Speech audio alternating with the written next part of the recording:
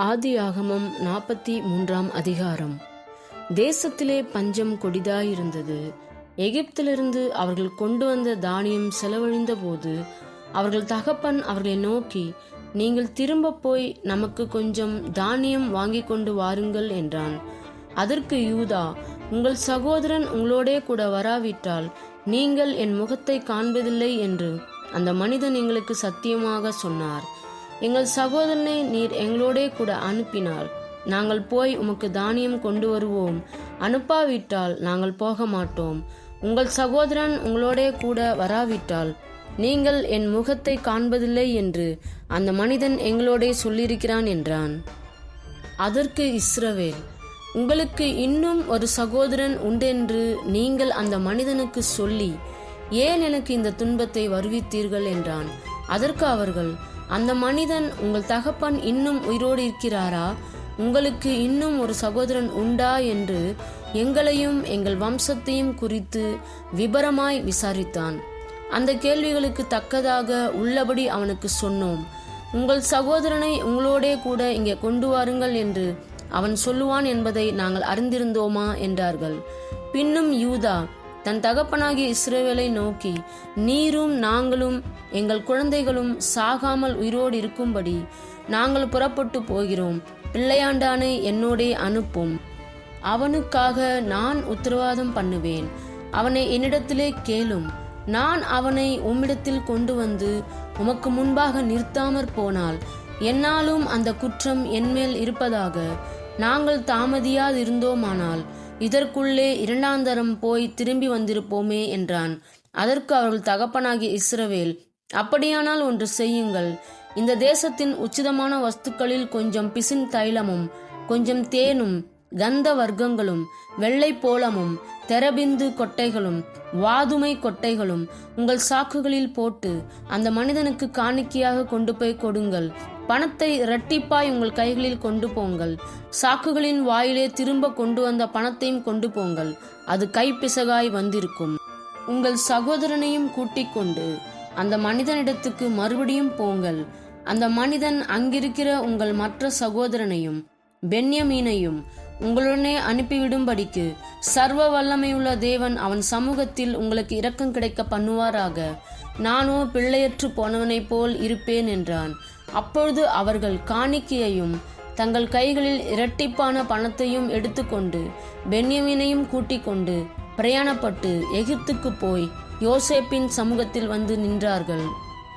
பென்யமீன் அவர்களோடே கூட வந்திருக்கிறதை யோசேப்பு கண்டு தன் வீட்டு விசாரணைக்காரனை நோக்கி, நீ இந்த மனிதரை வீட்டுக்கு அழைத்து போய் சாப்பாட்டுக்கு வேண்டியவைகளை அடித்து ஆயத்தம் பண்ணு. மத்தியானத்திலே இந்த மனிதர் என்னோடே சாப்பிடுவார்கள் என்றான்.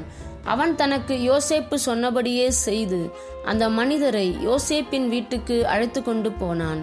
தாங்கள் யோசேப்பின் வீட்டுக்கு கொண்டு போகப்படுகிறதை அவர்கள் கண்டு பயந்து, முன்னே நம்முடைய சாக்குகளில் இருந்த பணத்தின் நிமித்தம் நம்மேல் குற்றம் சுமத்தி நம்மை பிடித்து சிறைகளாக்கி நம்முடைய கழுதைகளை எடுத்துக்கொள்ளும்படி நம்மை கொண்டு போகிறார்கள் என்று சொல்லி யோசேப்பின் வீட்டு விசாரணைக்காரனிடையில் சேர்ந்து வீட்டு வாசற்படியிலே அவனோடே பேசி, ஆண்டவனே, நாங்கள் தானியம் கொள்ளும்படி முன்னே வந்து போனோமே.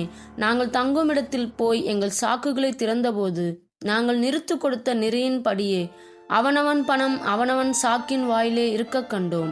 அதை நாங்கள் திரும்பவும் எங்கள் கையிலே கொண்டு வந்திருக்கிறோம். மேலும் தானியம் கொள்ளும்படி வேறே பணமும் எங்கள் கையில் கொண்டு வந்திருக்கிறோம். நாங்கள் முன் கொடுத்த பணத்தை எங்கள் சாக்குகளில் போட்டது இன்னார் என்று அறியோம் என்றார்கள். அதற்கு அவன், உங்களுக்கு சமாதானம், பயப்பட வேண்டாம். உங்கள் தேவனும் உங்கள் தகப்பனுடைய தேவனுமாய் இருக்கிறவர் உங்கள் சாக்குகளில் அதை உங்களுக்கு புதையலாக கட்டளையிட்டார்.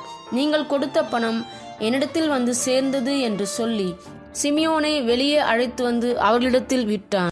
மேலும் அந்த மனிதன் அவர்களை யோசேப்பின் வீட்டுக்குள்ளே கூட்டுக்கொண்டு போய் அவர்கள் தங்கள் கால்களை கழுவும்படி தண்ணீர் கொடுத்து அவர்களுடைய கழுதைகளுக்கு தீவனம் போட்டான்.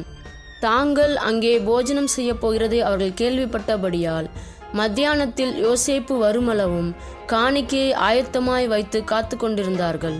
யோசேப்பு வீட்டுக்கு வந்தபோது அவர்கள் தங்கள் கையிலிருந்த காணிக்கையை வீட்டுக்குள் அவனிடத்தில் கொண்டு போய் வைத்து தரை மட்டும் குனிந்து அவனை வணங்கினார்கள்.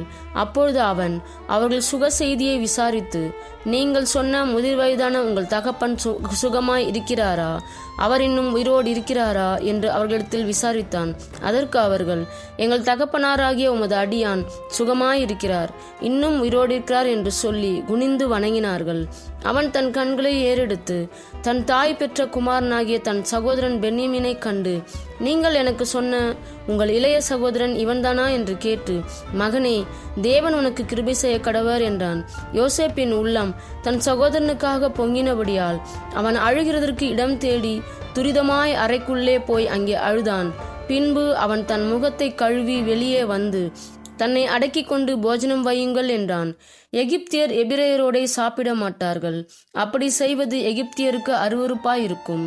ஆகையால் அவனுக்கு தனிப்படவும் அவர்களுக்கு தனிப்படவும் அவனோடே சாப்பிடுகிற எகிப்தியருக்கு தனிப்படவும் வைத்தார்கள்.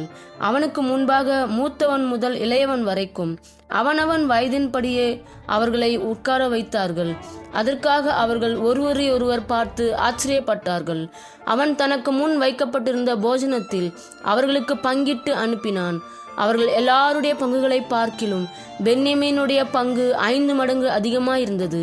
அவர்கள் பானம் பண்ணி அவனுடனே சந்தோஷமாய் இருந்தார்கள்.